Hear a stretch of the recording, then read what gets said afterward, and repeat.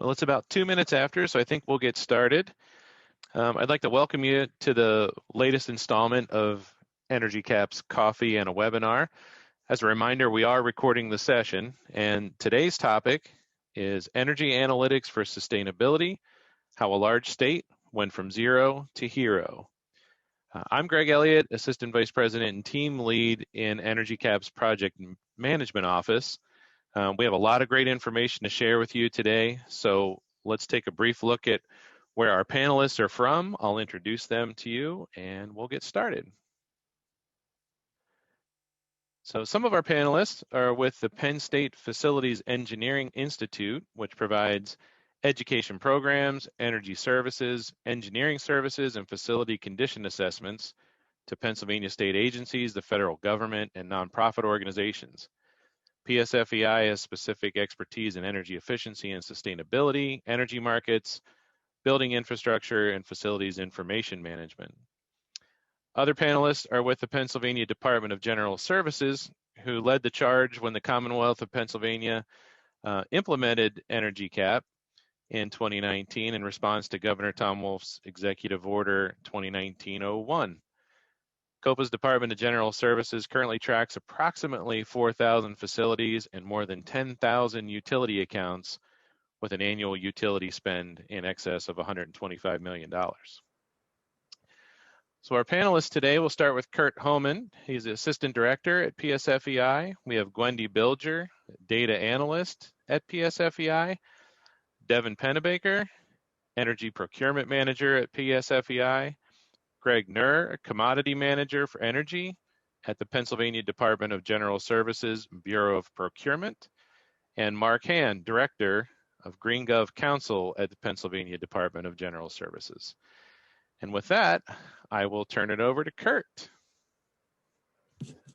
Thank you very much, Greg. Good afternoon, everyone. My name is Kurt Homan, and I'll be covering over the next few slides some history to show how we got to the point of implementing and delivering the EnergyCAP solution. Really, the need to obtain data started well before 2016. Back in 2011, we worked with Greg Nur and his team at DGS to try to find a way to get data from the utility bills. And we actually worked with the Department of Revenue to look for a scanning solution and found that that solution was just not economically feasible. So we kind of licked our wounds and continued on. But then in 2016, we actually were involved in supporting the Commonwealth's State Transportation Innovation Council initiative.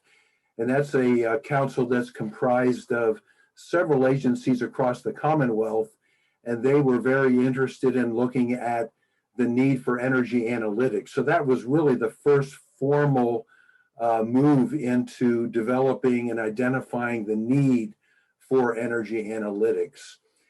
And really the focus of that initiative covered determining what the Commonwealth's existing energy information conditions were. We knew that we were collecting information at PSFEI and have been doing so for many years for some of the agencies, and that included the Department of General Services, as well as Human Services and Department of Corrections, and a few others. The initiative looked at reviewing the industry standards, looking at CBEX, Portfolio Manager, Building Performance Database. We knew there was quite a bit of data out there, but we decided that with the complexities of such a large data requirement, we needed to develop, the Commonwealth of Pennsylvania needed to develop their own system. So we determined the information needs of the Commonwealth, and then finally to recommend a solution. Next slide, please. So the existing energy landscape was as follows. The utility bills were being paid through SAP, and unfortunately, the only data that was being collected at that time was cost data. So while we could collect money, financial information, we had no idea how much energy was being consumed. And looking at the entire Commonwealth, we believe that that total of cost was in excess of $250 million. And as I mentioned earlier, we had limited energy use and cost data available. Through the PSFEI, the Penn State Facility Engineering Institute clients, which I mentioned earlier, we were receiving and collecting, in some cases, energy use and cost information for those agencies. And resulting from that data, we produced annual reports. And in those reports, through using Excel and other means, we were able to provide a pretty good picture of energy use intensities, cost per square foot, and some pretty good information. However, all the other agencies, and there are many agencies, you'll see that a little bit later, there was absolutely no idea of what the information would prove and what type of energy situation existed across the Commonwealth. With the Wolf administration, Governor Wolf as the leading the charge for energy, we didn't know what the carbon footprint was, and that was a huge miss. That was a huge need, and we needed to identify what are the efficiencies and the inefficiencies, and how can we identify where the opportunities lie with reducing the Commonwealth of Pennsylvania's demand and reliance on energy and what their carbon footprint was. And in the end, as you all have probably heard, you cannot manage what you don't measure. And because of the complexities of the Commonwealth, we really decided that an enterprise utility bill management system was needed that required feature-rich software. And there really, as you all may know, there really is very few systems out there that offer the extensive capabilities of EnergyCAP. Next slide, please. So EnergyCAP was the obvious choice. The other solutions out there were offered only as part of a complete package, and Pennsylvania Department of General Services was not interested in those other services. They really wanted to control their own destiny and utilize the features and functions of EnergyCAP. The system was recommended to be centrally managed through the Department of General Services, and we believe that's very important. One of the benefits that was available is to be able to fund the project through the Commonwealth's utility budget. Through efforts of the Commonwealth of Pennsylvania with the PSFEI, we had actually achieved significant savings and reductions in utility costs throughout the Commonwealth. So it really became a no-brainer to be able to fund the project through using a share of the savings that have been achieved over the past number of years.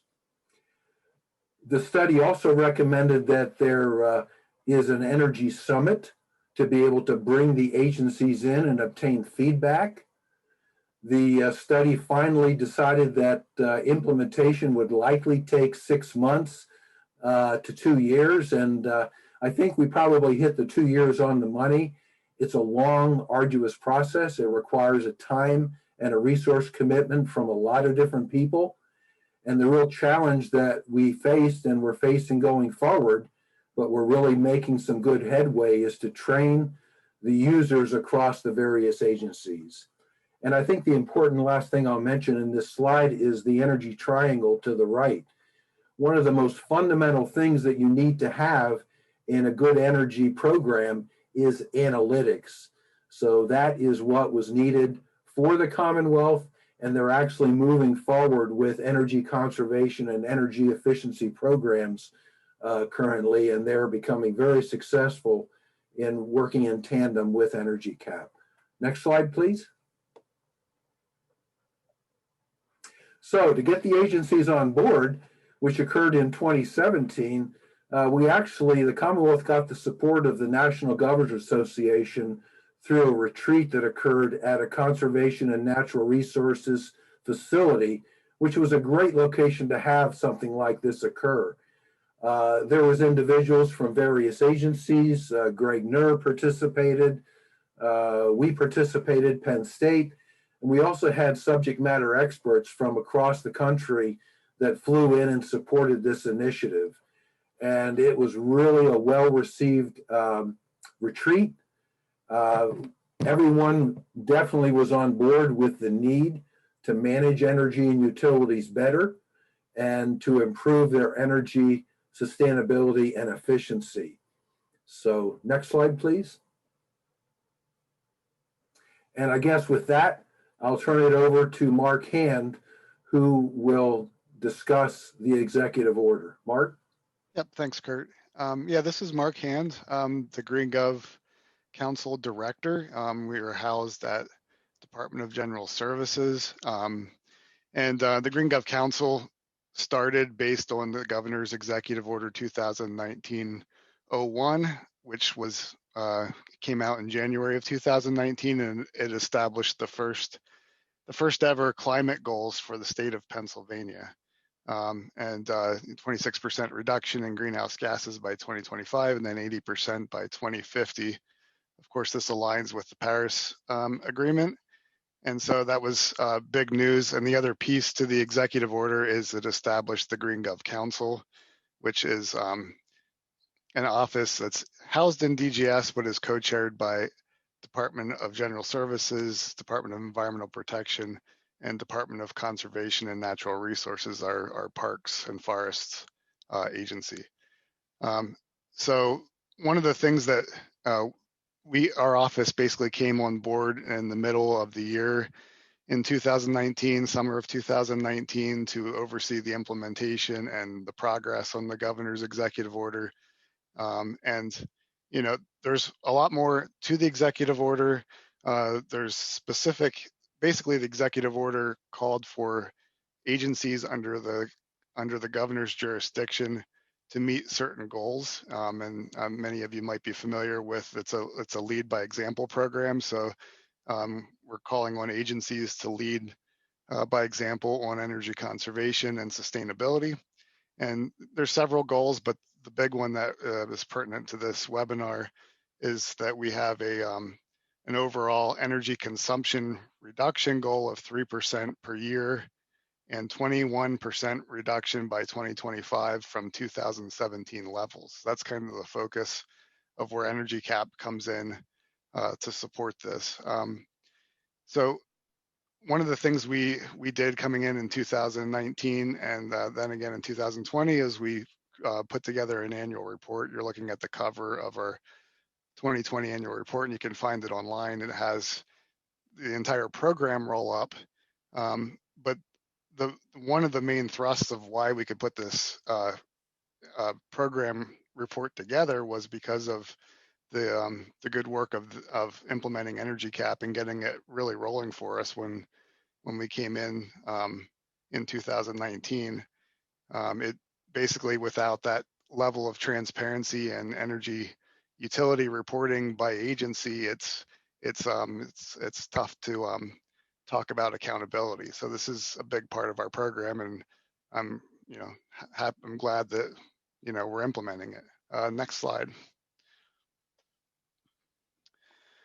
So this report, this chart was put together by Penn State FEI and to support the Green Gov program, and we were looking at a transparent way to deliver sort of complicated utility data and reductions across the Commonwealth for public consumption. And we kind of came up on this chart and this graphic representation of our energy reduction. And so you see the agencies to the left, and you can kind of get a glimpse of the energy use by agency. And then sort of in the middle of this chart, we have a tally of meter counts, which was super critical for us because it was always a question of how many meters were attributed to each agency and what that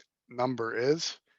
And then a little bit further to the right, we have percent meters reporting. And so we're being extremely transparent here by saying, look, we have so many known meters, over 8,000 known meters, and in this reporting year, we essentially are reporting on 84%, and we can get into some of the reasons why it's not 100%, but there's a data validation piece that we'll be talking about. So those are the meters that the criteria, the meters that met the criteria for reporting, and then you can see the energy consumption from fiscal year 1819 to 1920, and then the reductions and carbon reductions that coincide with that. Let's see. So the other piece to this is in the first year of the program, the first reporting year, we had about 61% of the known meters reporting, and we were able to ramp that up to this 84% in this year. And so the 61% meters reporting in the first year, we achieved, from those 61%, we achieved a 2.9% energy reduction. And then in this reporting year, we're up to 6.2% reduction.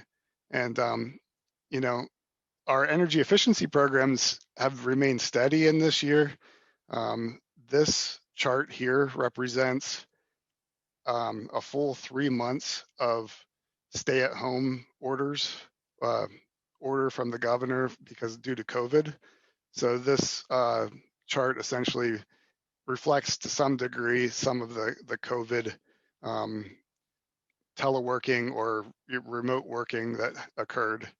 And then in this next reporting year, we will have a full 12 months of stay-at-home teleworking, and we'll be able to kind of judge the difference between, let's see what happened with a full 12 months of telework. So it's kind of where I think we're all interested to see how that number changes in next year's report.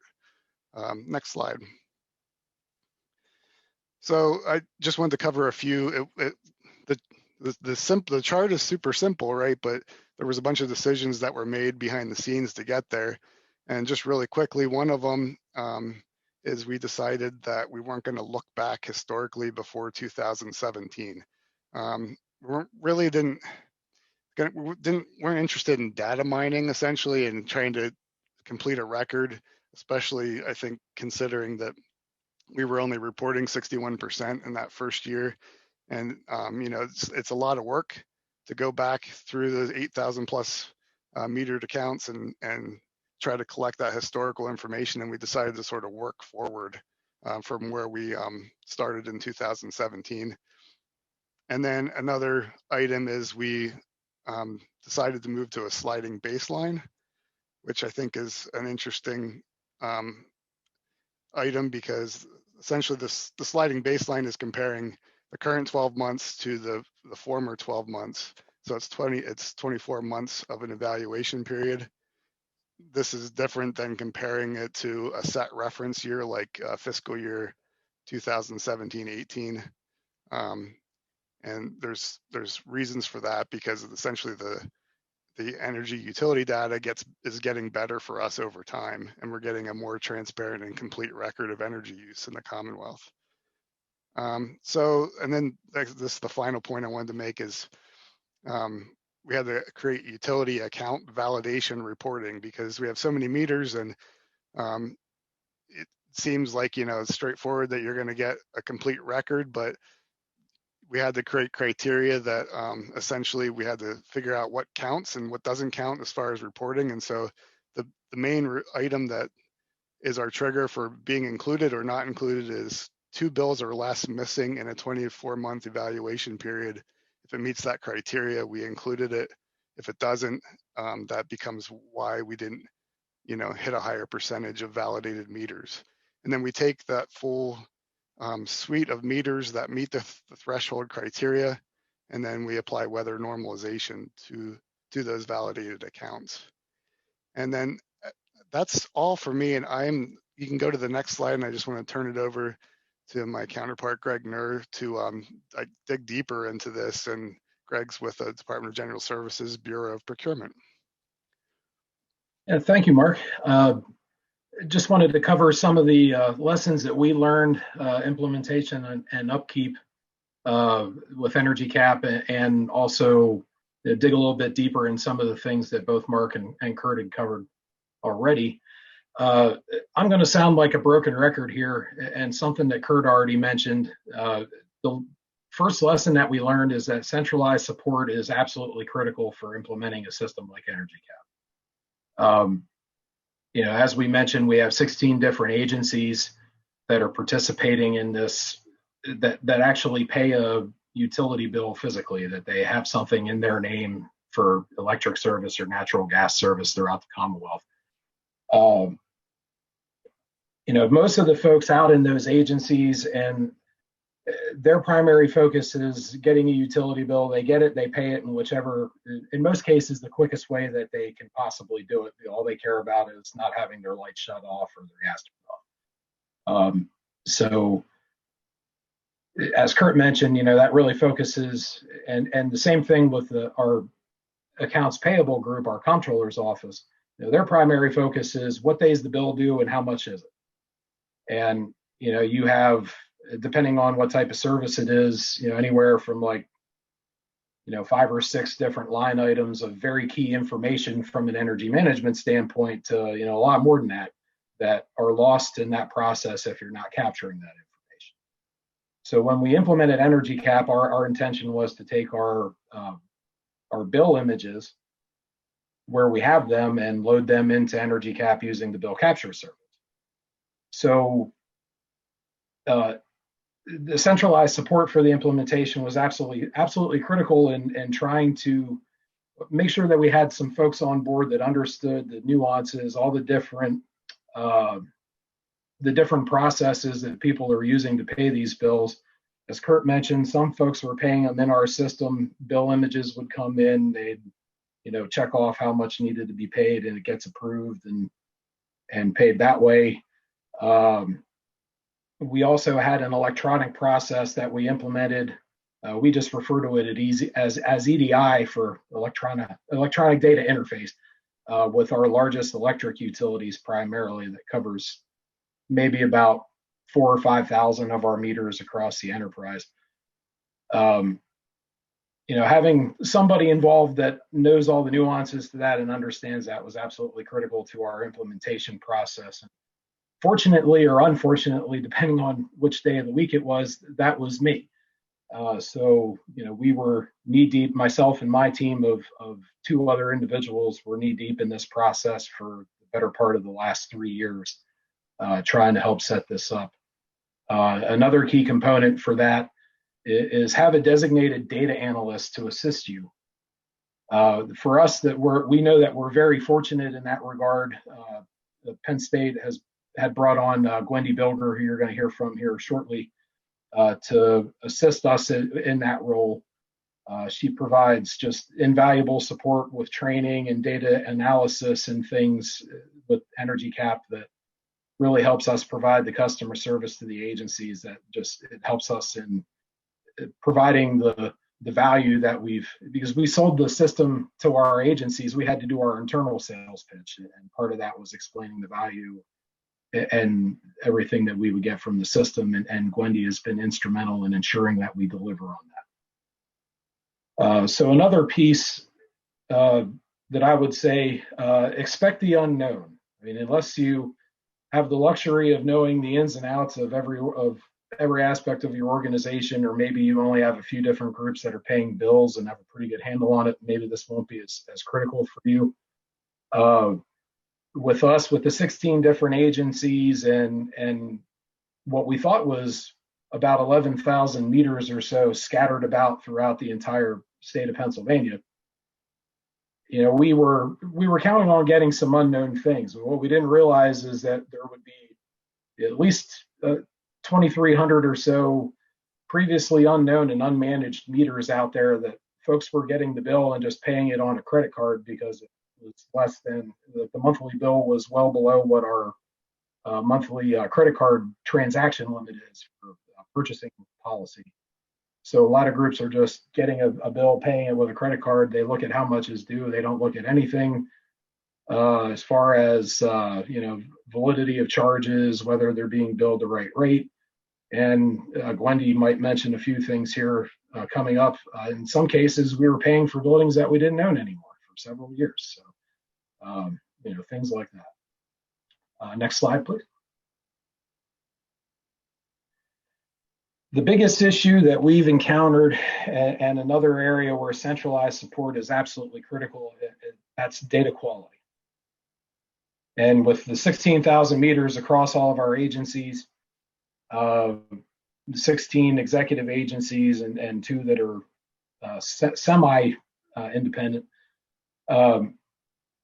it's just a recipe for poor data quality if you don't have consistency. So without that centralized support, you could imagine each agency is loading their own information, and without any kind of standardization, you end up with a kind of an unintelligible mess.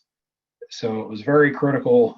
We took the reins on that, and for better or for worse, because it was a lot of work that we put on ourselves, but we took the reins on setting up everybody's organizational hierarchies, getting their input, moving things around, but maintaining centralized control over how that data was set up, how the meters are named, how things are organized. And it's been absolutely critical to having consistency, and for the statewide reporting, particularly the reports that we're doing for the Green Gov Council, it's been very critical for that. And then also touched on the next point here about data validation, the process that we're going through to basically qualify meters for inclusion in the Green Gov report, to where they count. We're counting them towards the energy reduction goals each year. The centralized data collection and what I just talked about, and as far as consistency and standardization, has been absolutely critical for that. And having folks on board between my team and the other folks at PSFEI and Gwendy to help track down missing bills, to the point of occasionally reaching out to the utility companies and getting copies directly from them when we have no other alternatives. And with that, I'll go to the next slide and turn it over to Gwendy from PSFEI. Thank you, Greg. Notable wins. With any new system, you always think about, what can we find out? What did we miss? And one thing that helped us out is the Commonwealth has had notable wins from the time we came on board with EnergyCAP, and to this point in time. Greg talked a little bit about the EDI system, and that is a large win for the Commonwealth because it's really efficient. It's an efficient process. The bills get paid on time. There's no intervention. You don't have to go look for bills. There's really not a lot of oversight in the process, and it's accurate. And sometimes, occasionally, you'll get what they call a kick out, and that is kind of something that EnergyCAP has developed, that if something's not correct with an account number, it says, hey, this bill doesn't match up. We can't load it and put it on the account. So that has saved a lot of bills that don't belong to one agency going to another agency. So that's a plus, and that's a big help for us. That's one win. As you know, Pennsylvania is a deregulated state, so we have natural gas and we have electric suppliers. So there are times that there are some incorrect bills that are sent out by the suppliers. And as an example, the group that I work with is the energy team, and using EnergyCAP, we found one account that needed to be refunded for $200,000. We don't too often find like that, but since everything is in a central location, we the users of EnergyCAP. For myself, I don't care if the bills are paid. That's not my responsibility. My responsibility is to look at the data and find maybe billing errors, anomalies, anything like that that we need to investigate. And through that, we actually were looking at a supplier issue, and we found by running report 13 that the utility had incorrectly billed one of our agencies by a factor of 10, and it resulted in 2 months of bills, $20,000 for each month. And as a result, they actually did receive the money back from the utility, and it was to be a couple $1,000s, and it turned out to be 20,000 per month. So, with government, budgets are tight. And in this case, it really helped the department by getting some of that money back. So that was another win. We also have another notable win, and the electric bills that were being paid to from one of the agencies was not even a building that they owned. The person that took over the building never had the electric service put into their name. So what happened is, as they go through the data in EnergyCAP, they discovered that we don't own that building anymore, and we shouldn't be paying for it. And that's happened in quite a few of the agencies. So there was another efficiency that was found. And then we discovered that the system could also be used for eligible natural gas and electric accounts for solicitation, which, like I talked about, Pennsylvania being deregulated on energy suppliers. And to this day, it's led to $630,000 in cost reductions by using EnergyCAP.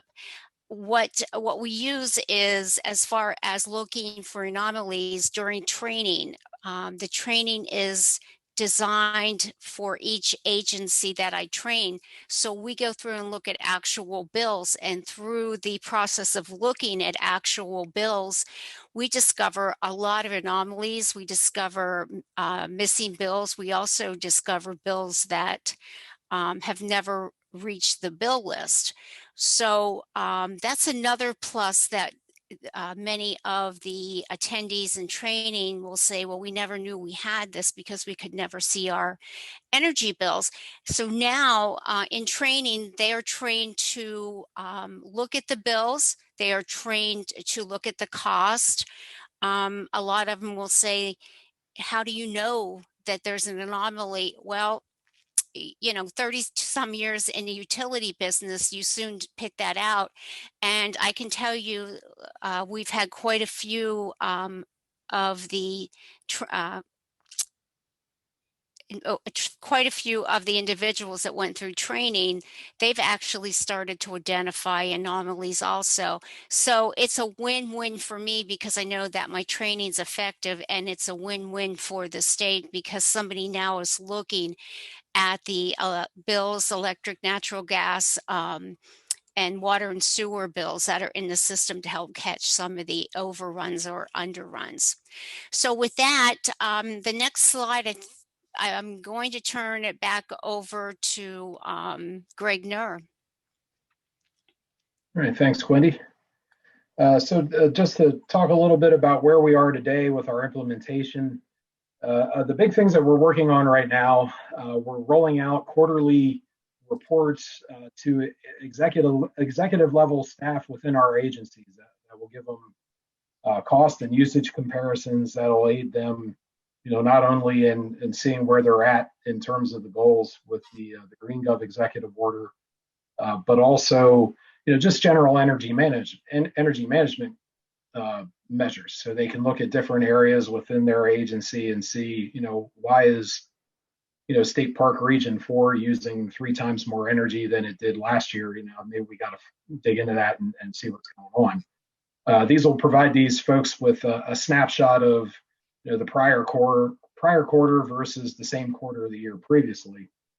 And, you know, doesn't really sound like anything overly, you know, anything to be overly excited about, but like on our end, you know, for years we would get inquiries from one agency or another, or from our governor's office saying, you know, what's our utility use and spend, or what's this agency's utility use and spend for whatever year it was, and we say, well, give us 2 weeks and we'll come up with the best guesstimate that we can give you.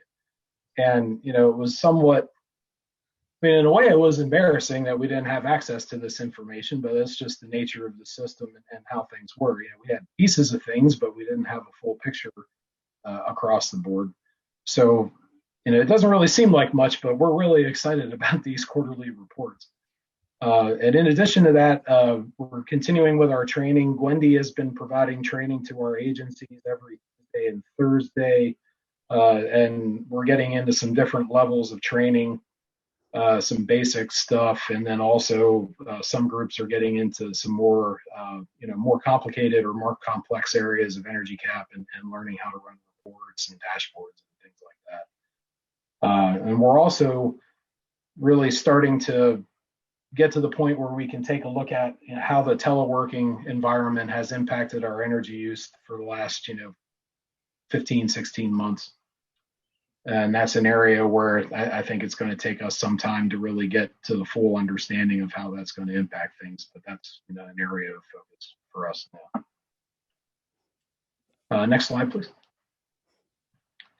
So where are we going? Our big focus, where we're going, is we want to expand into capturing all of our energy commodities so we can get a full picture of what we're using from an MMBTU perspective each year. We want to look at heating oil, propane, and some other types of fuels. Believe it or not, the Commonwealth still uses a decent amount of coal. Mark Hand is covering his ears right now, but we do still use at least a little bit of coal. And then we want to move on to capturing other utility information like water and sewer use. We want to continue to train our folks out in our agencies so they can start generating more value from the system themselves.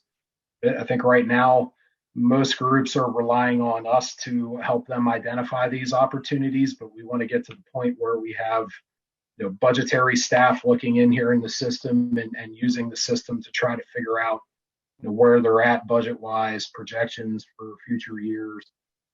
Have our facility folks use the system and the data available to identify energy savings opportunities. You know, we have a lot of vehicles on our side internally for demand management, and, you know, over the years, most of them have been focused on some pretty large projects, performance contracting and things like that.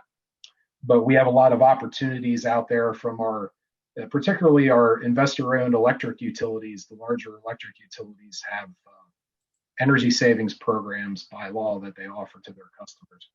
And, you know, we are hoping our folks will use the system to help identify areas where they can do more types of work through those programs. And, you know, in conjunction with the executive order, we want to start moving to get our building information in the system. For the most part, we've been tracking meter use and cost. We want to get our building square footage in and get like the real physical layouts of each agency nailed down and in the system, so we can start using that square footage and using Energy Star Portfolio Manager through EnergyCAP to get ratings for our buildings and integrate that into our GreenGov activities. And then last but probably most important, continuous improvement with data quality. As we mentioned, I believe this year for the GreenGov report, that validation process that we do, we were at, I believe, 84% of our meters validated for inclusion in that report. Not sure where we're at right now. Our goal is to, I believe, get above 90% this coming year and then continue to improve on that. We are continuing to identify additional meters that we're finding. We have some still trickling in even to this day, 3 years after we started implementing. So that's somewhat of a moving target going forward. So next slide, please. Good. Well, With that that was it. So we did get some All right. questions submitted before the webinar that we've included here. So let's take a look at a couple of those and we'll pose these to our panelists. Okay, how did you account for COVID while estimating energy performance in 2020? I'll at least start to touch on that one. You know, the short answer is we haven't really figured out how to do that yet. You know, I think at least from our perspective, we're going to have to get a little distance between us and the COVID teleworking to really see, you know, how that's affected us. I know that we've had, I think maybe, I can't remember off the top of my head, but I think a third of our workforce at least in the Harrisburg area, has been on full-time telework. And if anybody else knows different, please correct me, any of the other panelists. You know, it's mainly been office staff and occupying the buildings that have the higher energy, you know, the energy footprints. But we didn't shut those buildings down just for the safety of the folks that were reporting to work, our maintenance staff, security forces, and all those folks. I know we really ramped up and had our HVAC systems running on overdrive, so to speak, during this whole period, just to keep the air moving and to help with the safety of the folks that have been showing up. So it's really unclear so far how much of a reduction we would actually see, you know, solely due to the COVID telework shutdown. Thanks, I don't Greg. know if any other panelists have anything to add on that. No, Greg, I think you covered it well. You know, like Department of Corrections and Human Services had facilities that, you know, they didn't let the convicts go home. No. And they overventilated. So in some cases there were increases, in other cases there was decreases in energy. Great. Let's take a look at the next question. How does this program, EnergyCAP, differ from Portfolio Manager? Oh no, Kurt, you want to address that? Yeah, as was mentioned before, we fully intend to submit the data from EnergyCAP to Portfolio Manager to obtain Energy Star ratings and assist in building the Portfolio Manager database. That was one of the requirements from the original STIC initiative that I mentioned earlier. I think if you look at EnergyCAP, and one of the questions that came through online was, you know, what other software programs did you consider? There was over 20 systems out there that were evaluated, and Portfolio Manager was one of them. And I think looking at the complexities of the Commonwealth and the enterprise nature of what was needed in the database, in addition, the bill capture functionality, which that was something that Greg and we had worked on for many years, as I mentioned earlier. EnergyCAP was the clear winner. And we plan on supporting Portfolio Manager, but it just didn't come close. I know it's being advanced on a regular basis, but at that time, it didn't even come close to meeting the requirements for this enterprise level of data management from a security standpoint, from a logistical standpoint, from a sub-metering standpoint. Bill capture was really the slam dunk. So not sure if that answers the question, but that's my answer. Yeah, thanks, Kurt. Sure. Great. Does anyone have anything else to add, or we can head to the next question? All right. Our last question then. Did you find it simple or very complex to streamline the bill capture process through utilities and the respective state-owned facilities each month? In other words, were some of the utilities more difficult than others? Definitely. So the way we chose to approach it, we determined it would be the cleanest for us to pull the images, the bills out of our system. So we're not receiving them from the utility and running them through bill capture in that manner. We're receiving them, processing them, paying them, and then loading them in from our side. So at least the direct involvement of the utility companies themselves in getting information into bill capture wasn't as significant of an issue for us in that regard. But we have so many different combinations of different types of utilities in the landscape here in Pennsylvania where it just makes it very difficult. There's some utilities, you have anywhere from these massive investor-owned electric utilities like a PPL or a PECO, where we have thousands of accounts and we're paying them electronically through an XML code exchange each month. For those, we have no issues, of course.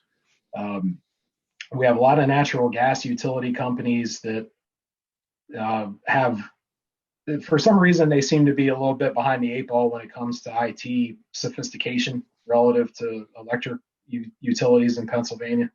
And, you know, we have some challenges in some cases just getting them to mail the bill to the right address. They struggle with that. And, you know, some of that might be communication issues from us and from our agencies, but, you know, that's been a challenge in a lot of ways. And then you get to some like smaller mom and pop water and sewer utilities that are just, you get like a dot matrix receipt printout that you have to scan and load into your system. It's a little bit of a challenge. And, you know, then we have, like, out on an island all by themselves, we have something called rural electric cooperatives that aren't regulated by the state in Pennsylvania. They're regulated by the federal government, and they sort of do what they want. So they give us like 10 days to pay a bill, and then it just makes things very challenging. So I don't know if that answers the question, but yeah, I would say there's a lot of complexities and layers to this that, you know, really, we became the centralized support, as I said when I was presenting, just because of the 10 or 12 years that we've spent working in. My team's primary responsibility, I should have touched on this, is doing the electric and natural gas shopping through customer choice with the PSFEI's assistance.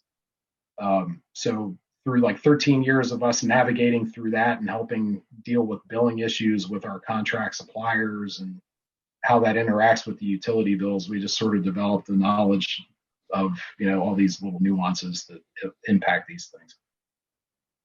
So yes, a lot of layers. Great.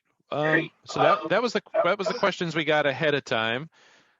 We don't have a lot of time to answer all the questions that have been coming in via chat and things, but maybe I'll pick one or two out here to take a stab at. And Greg, this might be for you as well. But one of the questions I see here is, how did you get buy-in, or how do you get buy-in from your various agencies? What incentivizes them to devote time and resources to learning and using EnergyCAP? So in some cases we had the carrot, in some cases we had the stick, quite frankly. And the stick kind of came about, not the same stick initiative that Kurt was talking about, like a literal stick, in the form of the executive order for the sustainability that created the Green Gov Council. You know, we sort of dragged a lot of folks into it begrudgingly, and then once we had that executive order in place, then it was like, look, you know, I understand, you know, this is a change to your process. You can't just pay your electric bill with your credit card each month and wash your hands of it. You have to process your utility bills through the system so we can capture it, get it into EnergyCAP, make sure we're being billed properly, and we're counting your consumption towards all of our sustainability goals. But we do have, fortunately, we have some pretty good relationships with a lot of our larger agencies who have seen the value and the savings that we've been able to drive through our electric and natural gas contracts over the years. And most of those larger agencies were very much in favor of us having access to more information and having more capabilities to do some more sophisticated things in those areas. So we had a mixed bag of folks that were very supportive and on board right off the bat. and then some folks that were dragged into it kind of, as a last resort or because they had no other choice. But the sales pitch, the carrot all along, it was the value that we knew we were going to get from the system and the things that we knew that we were going to find. Great. Maybe one more question here, and you mentioned earlier about some of the work that you took on, owning the hierarchy setup and keeping everything consistent. One of the questions we got here is, what would you say the most critical pieces of information were that you needed for the setup process? Was there anything that caused great pain or angst because you didn't have it that you had to really go and dig for, like something you would encourage others to pull together if they were to implement EnergyCAP?